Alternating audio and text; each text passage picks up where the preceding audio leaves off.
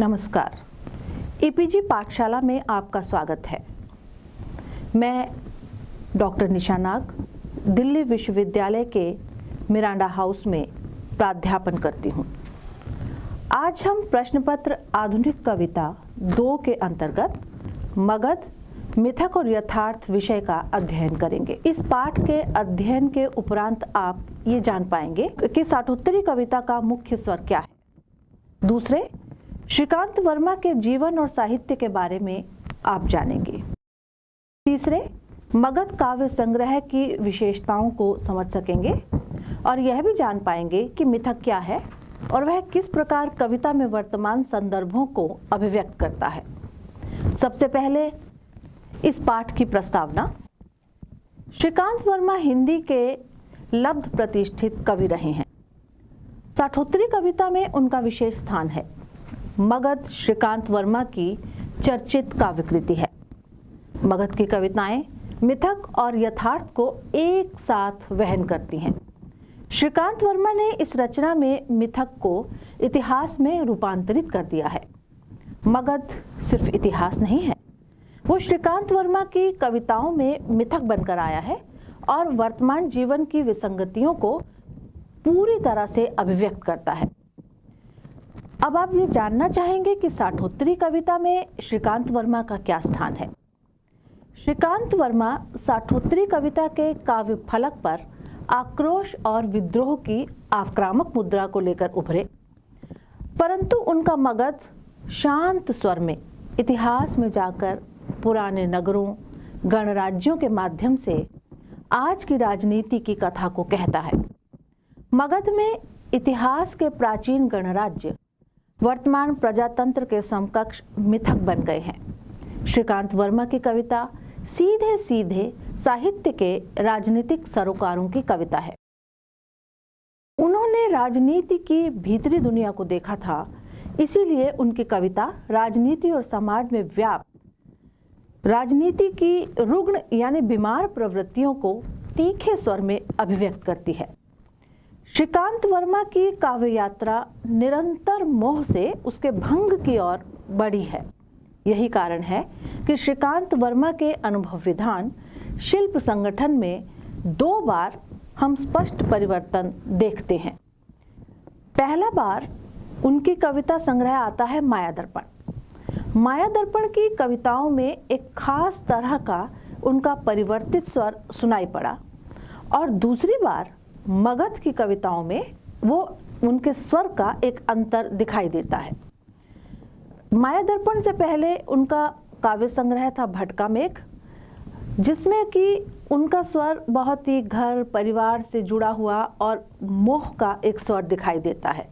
पर माया दर्पण की जो कविताएं थी, उन कविताओं में एक आक्रोश, गुस्सा, बड़बड़ाहट, समाज की सारी विसंगतियों को लेकर दिखाई देती हैं। किंतु मगध की कविताएं इतिहास पुरुषों और ऐतिहासिक स्थलों के माध्यम से आधुनिक जीवन के द्वंद्वों को अभिव्यक्त करती हैं। श्रीकांत वर्मा के मगध की कविताएं इतिहास और मिथक के जरिए वर्तमान को अभिव्यक्त करती हैं।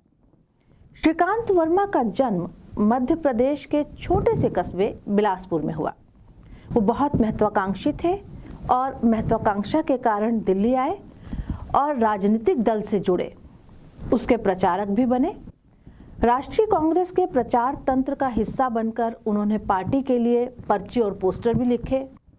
एक सृजनात्मक प्रतिभा के लिए इससे बड़ी ट्रेजेडी और क्या हो सकती है। इस बात ने उनको भीतर ही भीतर कहीं तोड़ा भी, कहीं परेशान भी किया और उन्होंने अपनी डायरी में लिखा, मैं एक चक्रव्यूह में फंस गया हूँ, निकलना चाहता हूँ, रास्ता नहीं मालूम, जिधर से निकलने की कोशिश करता हूँ सिर दीवार से टकरा जाता है। श्रीकांत वर्मा सत्तासीन सरकार में पार्टी के प्रवक्ता बनकर अवश्य रहे और उन्हें ये उम्मीद थी कि उन्हें एक ऊंचा पद दिया जाएगा, पर उन्हें वो मिला नहीं। श्रीकांत वर्मा ने जीवन पर्यंत अपने भीतर के रचनाकार और राजनीतिक महत्वाकांक्षा का ये जो एक भयंकर द्वंद्व था, ये जो झगड़ा था, वो महसूस किया।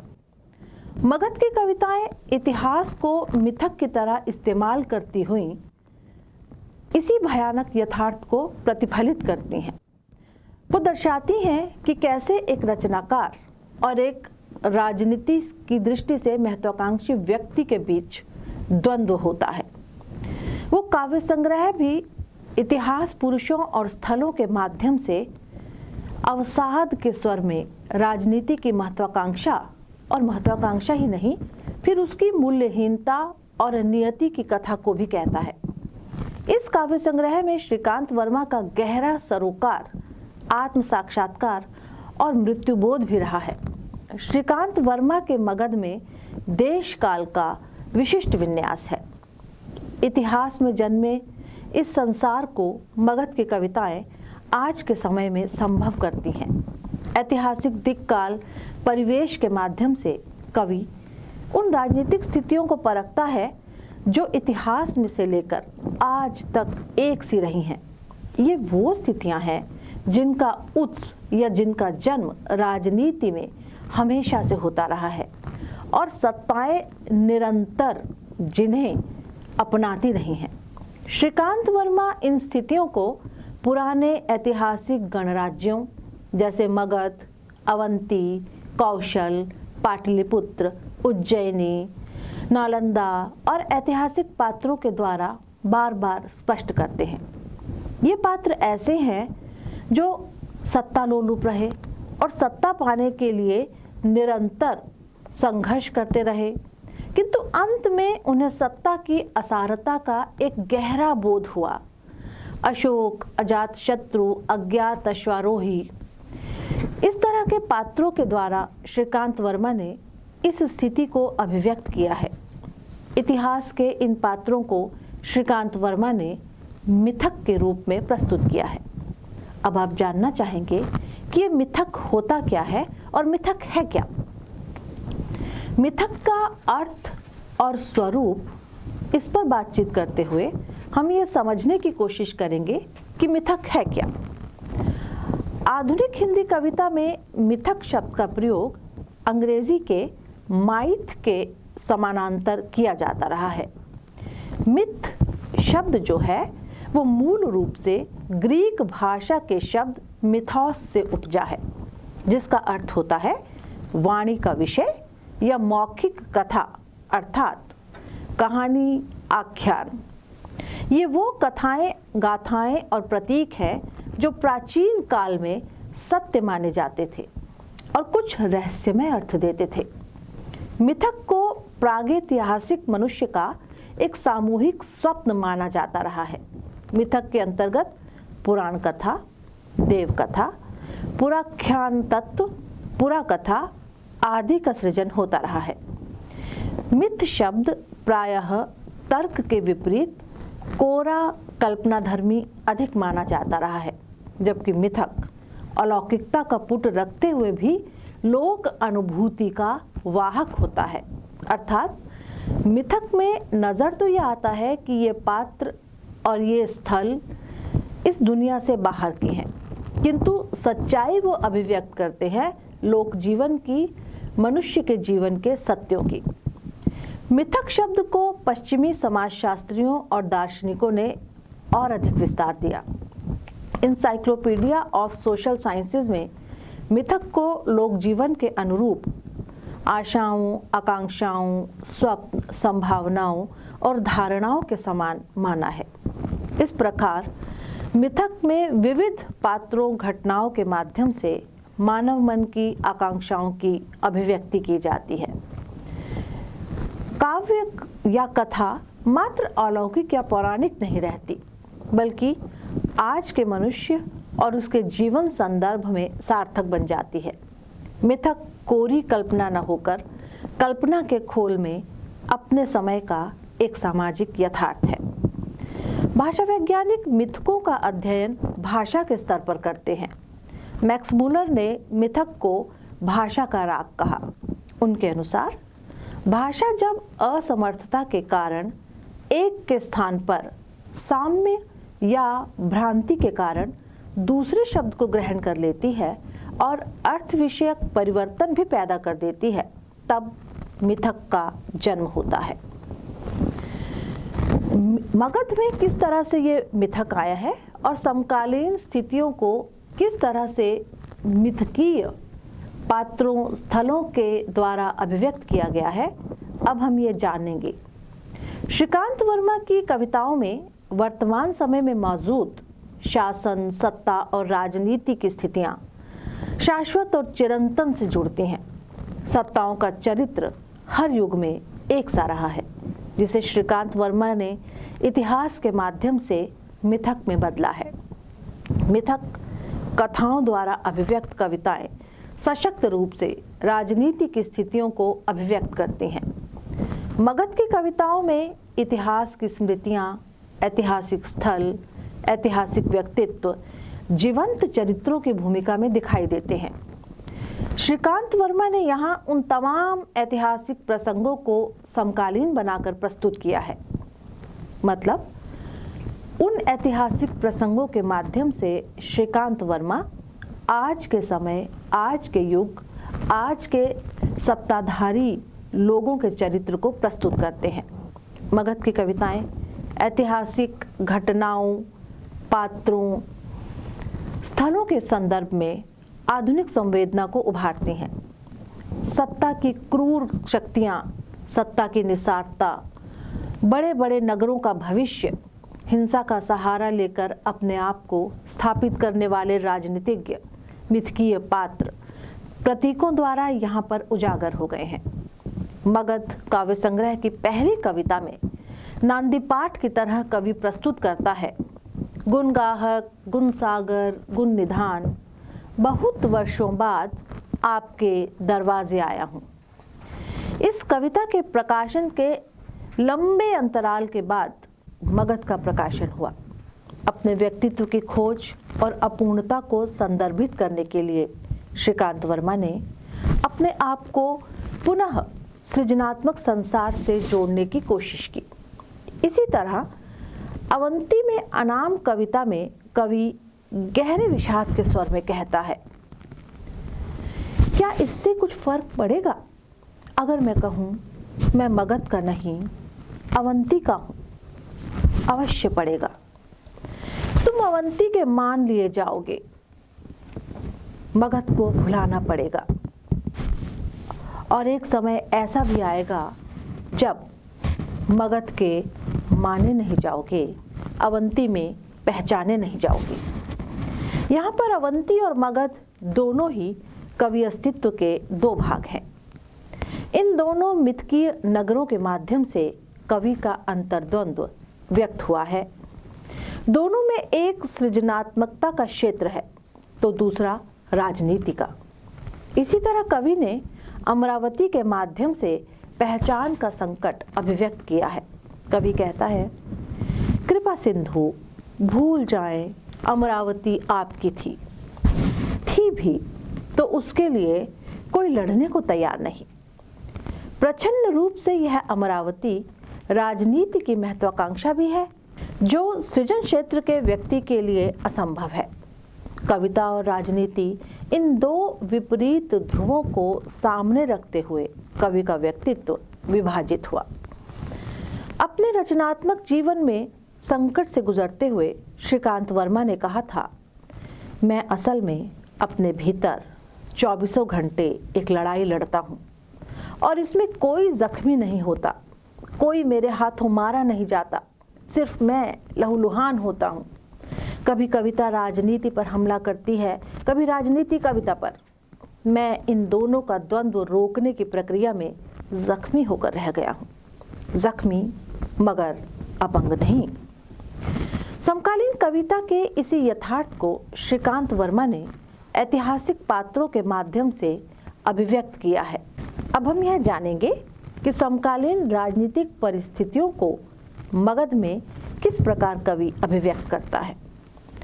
कविता की स्वतंत्रता और स्वायत्तता के पक्षधर श्रीकांत वर्मा राजनीति की विचारधारा और नीतियों के प्रवक्ता के रूप में माने जाने लगे। इससे उनके विभक्त व्यक्तित्व की कई फांकें दिखने लगीं। उनका यह द्वंद्व मगध की कविताओं में बार बार दिखाई देता है। अश्वारोही कविता में कवि कहता है, अश्वारोही जो जो कलिंग को जाता है, क्या वह कलिंग से वैसा का वैसा आता है?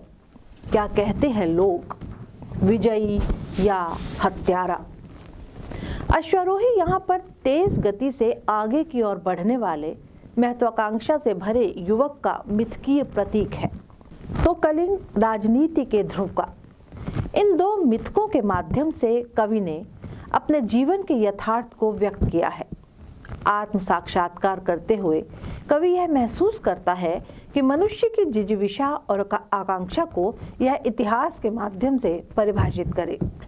चंद्रगुप्त, बिंबिसार, आम्रपाली आदि इतिहास प्रसिद्ध नायक नायिकाएं मानव की उन आकांक्षाओं के मिथकीय प्रतीक हैं जो मृग मरीचिका की भांति उसे लुभाती हैं, लेकिन उसके हाथ में विफलता ही लगती है।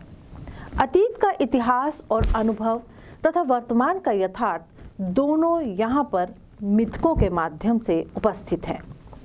मगध की कविताओं में इतिहास की स्मृतियाँ, ऐतिहासिक स्थल, ऐतिहासिक व्यक्तित्व जीवंत चरित्रों की भूमिका में हैं। कवि ने उनके माध्यम से राजनीतिक यथार्थ को प्रस्तुत किया है। मगध मनुष्य की एक आकांक्षा है, गौरवमय अतीत है। मगध एक विचार है जो किसी भी कीमत पर अपनी शक्ति और भ्रम बनाए रखने के लिए प्रतिबद्ध है। वो सत्ता के केंद्र का प्रतीक है। प्रकारांतर से इसे वर्तमान सत्ता के केंद्र की जगह रखकर देखा जा सकता है। अपने अंतिम काव्य संग्रह गरुड़ किसने देखा है में कवि कहता है, अब मगध नहीं होगा। मगध की कविताएं काल की एक झांकी हैं जो इतिहास की निरंतरता रखकर शाश्वत सत्य अर्थात मिथक में बदल जाती हैं। मगध वास्तव में सत्ता की केंद्रीयता का प्रतीक और अतीत का एक स्मारक है। संग्रह की पहली कविता पारंपरिक सूत्रधार की भांति इस तथ्य की ओर संकेत करती हैं। जन्म जन्मांतरों की कथाएं, नगर नागरिकों की व्यथाएं लाया हूँ। रचनात्मकता के साथ कवि ने समस्त ऐतिहासिक प्रसंगों की समकालीनता प्रदान की है। यहाँ पर अतीत और वर्तमान एक दूसरे के आमने सामने खड़े हैं। इस जादुई वातावरण में सारे ऐतिहासिक पात्र सक्रिय नजर आते हैं। मिथकीय आवरण में उभरे इस वातावरण में एक नया लोक रचा जाता है, किंतु यह लोक समकालीन राजनीति का जीवित दस्तावेज है। उदाहरण के लिए उनकी कविता तीसरा रास्ता को देखा जा सकता है, जहाँ पर कवि कहता है, मगध में शोर है कि मगध में शासक नहीं रहे। जो थे वे मदिरा, प्रमाद और आलस्य के कारण इस लायक नहीं रहे कि उन्हें हम मगध का शासक कह सके। लगभग यही शोर है अवंती में, यही कौशल में, यही विदर्भ में कि शासक नहीं रहे। यह कविता समकालीन राजनीति का एक रूपक बनकर सामने आती है। इसी तरह आवागमन कविता में मगध से कौशल जाना या कौशल से मगध आना एक ही सिक्के के दो पहलू हैं। लोगों के इस प्रश्न से बचा नहीं जा सकता कि कहां से कहां जा रहे हो या कौशल और मगध में किसे ढूंढ रहे हो। यहाँ पर मगध, अवंती, कौशल, विदर्भ केवल ऐतिहासिक नगर गणराज्य नहीं है जो अब मिथक बनकर भारतीय चेतना में कहीं लोकतंत्र तो कहीं साम्राज्यों को वहन करने वाले नगरों का प्रतिनिधित्व करते हैं, बल्कि यथार्थ में वे उस प्रजातंत्र या सत्ता का प्रतिनिधित्व करते हैं जो आज नश्वर है। किसी भी सूरत में सत्ताओं का अंत अवश्यंभावी है। सत्ताएं पहले भी नहीं रहीं, अब भी नहीं रहेंगी। राजनीति की दिशाहीनता के संदर्भ में यहाँ रास्ते की तलाश स्पष्ट है। अश्वारोही, तीसरा रास्ता, अवंती में अनाम, उज्जैनी का रास्ता, इसी तरह की कविताएं हैं। समकालीन राजनीति पर सीधे प्रहार करता हुआ कवि कहता है कि माथे पर रक्त का टीका है, राज्याभिषेक का यही तरीका है। कौशल में विचारों की कमी है कि ये पंक्तियां चेतावनी देती हुई महसूस होती हैं और इतिहास में स्थित कौशल जैसा गणराज्य वर्तमान सत्ता का प्रतीक बन जाता है। कवि कहता है, कौशल अधिक दिन तक नहीं टिक सकता, कौशल में विचारों की कमी है। श्रीकांत वर्मा ने अनेक कविताएं रास्ते की तलाश पर लिखी हैं। प्रश्न यह उठता है कि कौन सा रास्ता है? रास्ते पर चलना और कहीं भी न पहुंच पाना, यही मनुष्य की नियति है। नालंदा जाने वाले मित्रों, प्रायः यही होता है। बस बताए गए रास्ते वहां नहीं जाते जहां हम पहुंचना चाहते हैं। इसी तरह उज्जैनी को जाने वाले रास्तों की तलाश कवि की उन मूल्यों की तलाश है जो खो ही गए हैं। कवि कहता है, मैं कल तक रास्ता दिखा रहा था, यह कहकर कि सावधान, यह रास्ता उज्जैनी को जाता है। मैं आज भी रास्ता दिखा रहा हूँ, यह कहकर कि सावधान, यह रास्ता उज्जैनी को नहीं जाता। यह केवल मूल्यहीनता और रास्ते की तलाश नहीं है, बल्कि मूल्यों की संकटग्रस्तता ने कवि को गहरे नैतिक बोध का एहसास कराया है।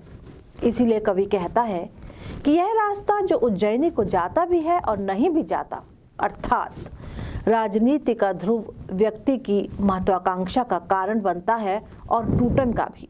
किंतु विफलताओं के मध्य भी कवि रास्ते को खोजता है और कहता है, मित्रों, तीसरा रास्ता भी है, मगर वह मगध, अवंती, कौशल, विदर्भ होकर नहीं जाता। राजनीति से मोहभंग इस काव्य संग्रह का प्रमुख सरोकार है। पहले मोहभंग की प्रक्रिया बाहरी थी, परंतु अब वह भीतरी है। यहाँ पहुंचकर क्रोध और आक्रोश भयंकर मोहभंग की मुद्रा में प्रकट हुए हैं। इसी मोहभंग का परिणाम है कि श्रीकांत वर्मा जैसा तीव्र स्वभाव वाला कवि अवसाद में डूबा नजर आता है। मोहभंग से जुड़कर क्रोध, आवेग, आक्रोश, पश्चाताप का रूप एक हरा नहीं रह गया है। इसीलिए वह सब एकाएक आकस्मिक रूप से फट नहीं पड़ता, धीरे धीरे प्रकट होता है और फिर अनेक स्थलों पर प्रतिफलित होता है। श्रीकांत वर्मा का मोहभंग उनके स्व तक ही केंद्रित नहीं है, बल्कि मोहभंग को उन्होंने विराट परिप्रेक्ष्य में देखा है। समाप्त हो चुके विविध नगर, राज्य, हस्तिनापुर, उज्जैनी, मगध, श्रावस्ती, कौशल, अवंती, मिथिला, इसी मोहभंग के मिथकीय पर्याय हैं। कवि इनके माध्यम से ऐतिहासिक मोहभंग की पूरी दुनिया का पता देता है। मध्यवर्गीय बुद्धिजीवी की त्रासदी को झेलते हुए श्रीकांत वर्मा ने राजनीति में कदम रखा और अपने काव्य में राजनीति के साथ जिरह की। इसी क्रम में अपने जीवन और चिंतन में भारतीय इतिहास से उत्पन्न विभिन्न समस्याओं और प्रश्नों से जूझे और ऐतिहासिक मिथकीय नगरों तथा पात्रों के द्वारा मनुष्य के अस्तित्व को प्रकट किया। मगध में विविध राजनीतिक प्रसंगों के यथार्थ को संयम और गंभीरता से श्रीकांत वर्मा ने देखा है तथा राजनीति के यथार्थ को मिथक के माध्यम से प्रकट किया है। उदाहरण के लिए काशी का न्याय कविता में कवि कहता है, सभा बर्खास्त हो चुकी है, सभासद चले, जो होना था सो हुआ, अब हम मुंह क्यों लटकाए हुए हैं? फैसला हमने नहीं लिया, हमारा क्या दोष? ना हम सभा बुलाते हैं, न फैसला सुनाते हैं। वर्ष में एक बार काशी जाते हैं, सिर्फ यह कहने के लिए कि सभा बुलाने की आवश्यकता भी नहीं। हर व्यक्ति का फैसला जन्म से पहले हो चुका है। समकालीन मनुष्य की स्थिति और नियति को काशी की सभा के द्वारा कवि ने अभिव्यक्त किया है। खत्म होता हुआ लोकतंत्र और उसके ना रहने पर यह एहसास कि यह फैसला किसी और ने लिया है, काशी के सभासदों के द्वारा कवि ने वर्तमान राजनीति का व्याख्यान किया है। मगध काव्य संग्रह का एक अन्य पहलू है मृत्युबोध। मगध की कई कविताएं उस दौर की हैं जब कवि हृदयाघात के बाद मृत्यु का संतरास झेल रहा था। यह सत्य है कि मृत्यु से मुठभेड़ जीवन के प्रति दृष्टिकोण को बदल देती है। श्रीकांत वर्मा की आक्रोश से भरी कविता यहाँ पहुंचकर गंभीर हो जाती है। मगध में इतिहास प्रसिद्ध नामों का स्मरण करते हुए उसकी नश्वरता की ओर कवि इशारा करता है। मगध वस्तुतः वह गणराज्य है जो सत्ता का केंद्र रहा है, वैभवशाली रहा है, किंतु आज वो कहीं भी नहीं है। उज्जैनी, श्रावस्ती, मगध, काशी सभी की एक सी नियति रही है। गहरे मृत्युबोध से उपजी जीवन की निस्सारता को व्यक्त करने वाली अनेक कविताएं यहाँ पर हैं। मगध के लोग मृतकों की हड्डियां चुन रहे हैं। काशी में शव आते हैं और जाते हैं। कपिलवस्तु चिल्ला रहा है। बुद्धकालीन गणिका का स्वप्न भंग हो चुका है। काशी, आम्रपाली, कपिलवस्तु, कौशाम्बी यहाँ जीवन की निस्सारता के मिथक है। इन ऐतिहासिक मिथकीय स्थलों को आधार बनाकर श्रीकांत वर्मा उन्हें नवीन अर्थवत्ता प्रदान करते हैं। मित्रों, तुमने तो देखी है काशी, जहाँ जिस रास्ते जाता है शव उसी रास्ते आता है शव। इस मृत्युबोध में श्रीकांत वर्मा की कविता को एक नया बोध दिया है। श्रीकांत वर्मा के यहाँ एक सतत अंतर्द्वंद्व मिलता है। जिस राजनीति से उन्हें घृणा थी वह उसी राजनीति का साथ देते रहे, किंतु सतत उनके भीतर एक लड़ाई चलती रही। यही लड़ाई गहराई में जाकर मृत्यु के भय और जिजीविषा का संघर्ष बनती है। इस भय का ठोस कारण भी था। श्रीकांत वर्मा को 2 बार मृत्यु से जूझना पड़ा, जिसने उनके काल संबंधी चिंतन को विशेष दिशा दी, जिसके फलस्वरूप श्रीकांत वर्मा ने जरा, मरण, नियति, माया आदि पर चिंतन किया। कवि चिल्लाता कपिलवस्तु कविता में कहता है, उज्जैनी, मगध, काशी, मिथिला सभी समाप्त हो चुके हैं। विदेह के शासन में अब संदेह शासन करता है। विश्वामित्र, विशिष्ट कोई नहीं रहा। चलना ही है तो कपिलवस्तु चलिए। जो आता है कपिलवस्तु लौटकर नहीं आता। जो नहीं जाता कपिलवस्तु जीवन गुजारता है। कपिलवस्तु, कपिलवस्तु चिल्लाता। कपिलवस्तु जीवन की उस निस्सारता को परिभाषित करता है जिसे बुद्ध ने महसूस किया। श्रीकांत वर्मा का कहना था, मृत्यु जीवन का अंत नहीं बल्कि साथ साथ चलती समानांतर धारा है। आदमी केवल जीवन नहीं जीता, वह मृत्यु भी जीता है। दूसरे शब्दों में जीवन भर मरता है। मृत्यु की भयावहता का अनुभव श्रीकांत वर्मा ने व्यक्तिगत स्तर पर किया था, किंतु उन्होंने इस बोध को व्यापक स्तर पर रखकर देखा है। श्रीकांत वर्मा अपनी डायरी में लिखते हैं, अशोक, चंद्रगुप्त, बिंबिसार, वसंत सेना, आम्रपाली, कलिंग, कौशल, चंपा, श्रावस्ती, अवंती, उज्जैनी, कपिलवस्तु उन जालों की तरह हैं जिन्हें काल ने ही रचा और तोड़ दिया। अब केवल स्मृति ही है। उन ऐतिहासिक पात्रों और स्थलों के माध्यम से जीवन और मृत्यु की स्थायी स्थितियों को परिभाषित किया गया है, जो अब सत्ता और महत्वाकांक्षा के मिथक बन चुके हैं। वर्तमान स्थितियों, ध्वंस और कटुता को कवि ने अतीत के खंडहरों के माध्यम से अभिव्यक्त किया है। मिथक हमें अनंतता का बोध देते हैं। श्रीकांत वर्मा ने हमें अपनी व्यक्ति नियति को बृहत्तर सांस्कृतिक पौराणिक मिथकों के द्वारा परिभाषित नियति बोध से जोड़कर देखने का प्रयत्न किया है। यह अनावश्यक नहीं है कि मगध में ऐतिहासिक और मिथकीय दोनों तरह के पात्र आए हैं। भारतीय चिंतन में मिथक और इतिहास अलग अलग नहीं है, क्योंकि भारतीय चिंतन में इतिहास ज्ञात तथ्यों को ही इतिहास नहीं माना गया, अपितु पुराण और मिथक को भी इतिहास कहा गया है। ये दोनों तथ्य या तथ्य से परे ही नहीं हैं, बल्कि संपूर्ण जातीय अस्मिता को भी वहन करते हैं। जिसका निर्माण मिथक और इतिहास दोनों के द्वारा होता है। श्रीकांत वर्मा ने ऐतिहासिकता के समक्ष मिथक को रखा है, क्योंकि दोनों में अभिव्यक्त जातिगत विश्वास एक ही है। मिथक किसी कालखंड में निबद्ध नहीं होते, वह सार्वकालिक होते हैं। लौकिक साक्ष्य रखते हुए भी कई इतिहास सम्मत कथाएं मिथक पर आश्रित हो जाती हैं। श्रीकांत वर्मा ने ऐतिहासिक पात्रों और मिथकों के माध्यम से समकालीन चेतना को सार्वकालिक बनाकर प्रस्तुत किया है।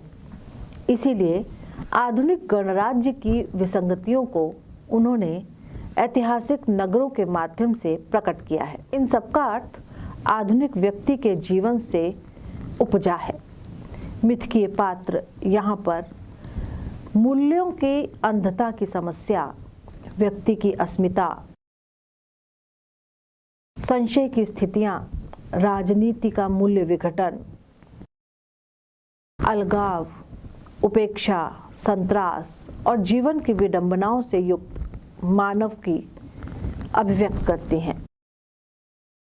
राजनीति की महत्वाकांक्षा का होना और उसका भंग होना हस्तिनापुर के माध्यम से कवि ने इस प्रकार अभिव्यक्त किया है। संभव है तो सोचो हस्तिनापुर के बारे में, जिसके लिए थोड़े थोड़े अंतराल में लड़ा जा रहा है महाभारत, और किसी को फर्क नहीं पड़ता उस व्यक्ति को छोड़ जो आता है हस्तिनापुर और कहता है नहीं नहीं, यह हस्तिनापुर नहीं हो सकता। राजनीति के दबाव में पिसते व्यक्ति की छटपटाहट और उसके चीत्कार को यह कविता अभिव्यक्त करती है। श्रीकांत वर्मा ने 31 दिसंबर 1984 को अपनी डायरी में लिखा, छले जाने की अनुभूति तो होती ही है, इसलिए नहीं कि मुझे काम का पुरस्कार नहीं मिला, बल्कि इसलिए कि निकम्मों को निकम्मेपन का पुरस्कार मिला। हम इसी भ्रम में जीते चले जाते हैं कि स्वप्न हकीकत में बदलेगा, मगर ऐसा होता कभी नहीं। मेरा अनुभव सिर्फ इतना है, स्वप्न देखा, स्वप्रसंग भी देखा। मगध की कविताएं मिथकों के माध्यम से स्वप्न और स्वप्रसंग दोनों को सामने रखती हैं। श्रीकांत वर्मा ने लिखा है, मेरी कविताएं स्वप्न और स्वप्रसंग का एक अजीबोगरीब, एक नाटकीय, एक जादुई मिलन है। सत्ता के केंद्र में बने रहना श्रीकांत वर्मा की महत्वाकांक्षा थी, किंतु परिस्थितिवश वे केंद्र से हाशिए पर आ गए। इसी मोहभंग को मगध की अनेक कविताओं में देखा जा सकता है। समकालीन राजनीतिक यथार्थ और मगध में किस तरह से मिथकीय प्रयोगों में ढलकर आते हैं, ये हम देखते हैं। समकालीन मनुष्य की स्थिति और नियति दोनों को मगध की कविताएं गहराई के साथ अभिव्यक्त करती हैं, जिसमें ऋग्वेद, उपनिषद, गीता की अनेक अनुगूंजें सुनाई देती हैं। मिथकीय चेतना उन चीज़ों को व्यक्त करती है जिनका एक समय और स्थान पर होना अविश्वसनीय लग सकता है। कवि जब कहता है, यह वह मगध नहीं तुमने जिसे पढ़ा है किताबों में, यह वह मगध है जिसे तुम मेरी तरह गंवा चुके हो, तब गणराज्य का स्वप्न और उसे खोने की पीड़ा सघन होकर पाठक के मन में उतर जाती है। मगध के मिथक में निहित देश कालातीत राग तत्व अर्थात गणराज्य के सत्य तक पहुंचकर कवि अपने समय के सत्य को अभिव्यक्त करता है। सभी पुरातन विशाल राज्य यहाँ पर राजनीति की दिशाहीनता और रास्ते की तलाश बनकर आए हैं। श्रीकांत वर्मा ने जिन मिथकों को लिया है वे मानव पीड़ा के वाहक हैं। उनके काव्य में देवी कथा की भांति मिथक मनोरंजन नहीं करते, बल्कि उस विवेक का परिचय देते हैं जो जानता है इनका विकल्प और कोई नहीं है। बुद्धकालीन गणिका का स्वप्नभंग कविता में श्रीकांत वर्मा ने गणिका के वर्तमान में सौंदर्य और वृद्धावस्था में होने वाले सौंदर्य के विरूपीकरण के माध्यम से मनुष्य जीवन के सत्य का आख्यान कहा है। रोहिताश्व कविता अस्तित्व के प्रश्न को तीव्रता के साथ प्रस्तुत करती है। मनुष्य के अस्तित्व पर चलने वाली बहस यहाँ निरंतर दिखाई देती है। इसीलिए हंसते हैं काशी के पंडित अवंती के ज्ञान पर, अवंती के लोग काशी के अनुमान पर। मनुष्य के अस्तित्व की सार्थकता और निरर्थकता पर बहस करते लोग एक दूसरे को मूर्ख समझते हैं। इसी तरह जड़ कविता में कवि प्रश्न करता है, चुप क्यों हो मित्रों? मृणाल पांडे ने दिलमान में लिखे एक लेख में कहा, कभी भय तो कभी घृणा, कभी करुणा तो कभी विषाद से भरी एकालापी बड़बड़ाहट भी धीमे धीमे हमारे भीतर इन ऐतिहासिक रूपकों की मार्फत कहीं एक विषादमय निसंगता को जन्म देती है, जिसके ऊपर वह रहस्यमय काल निरंतर एक खूंखार पैनी नज़र वाली चील की तरह चक्राकार गति से मंडराता है। मगध काव्य संग्रह में श्रीकांत वर्मा ने इतिहास और भूगोल की सीमाओं का अतिक्रमण कर प्रतीकों की योजना की है और गहरे आंतरिक संगठन तथा युग संदर्भ की दृष्टि से व्यापक स्तर पर संवेदना को सार्थक किया है। रमेश चंद्र शाह के अनुसार मूल्यों के विघटन को प्रस्तुत करने के लिए ही कवि को दूरबीनी कविताएं रचनी पड़ी हैं। स्वयं श्रीकांत वर्मा के शब्दों में 20वीं शताब्दी की दुनिया में इतना आग और धुआं है कि उसे नंगी आंखों से देख पाना संभव नहीं। मगध एक ऐसा काव्य संग्रह है जिसमें मिथक और यथार्थ का अद्भुत सम्मिश्रण दिखाई पड़ता है। श्रीकांत वर्मा अपने समय और परिस्थितियों से गहरे सरोकार रखने वाले कवि हैं। अपने समकालीन यथार्थ की अभिव्यक्ति के लिए उन्होंने इतिहास को मिथकीय स्वरूप प्रदान किया है। इतिहास की मिथकीय चेतना यहाँ पर समकालीन यथार्थ को व्यक्त करने की युक्ति भर ही नहीं है, बल्कि कवि ने उसके माध्यम से अपने संपूर्ण राजनीतिक परिवेश को सार्थक किया है। युग बोध, परंपरा और युग सत्य को एक साथ मिलाते हुए श्रीकांत वर्मा ने मिथक और इतिहास के माध्यम से एक ऐसे संसार की कल्पना की है जहां अनंतता सहज लगती है और कवि की जूझती अस्मिता स्व से ऊपर उठकर सह के साथ तादाद में स्थापित करती है।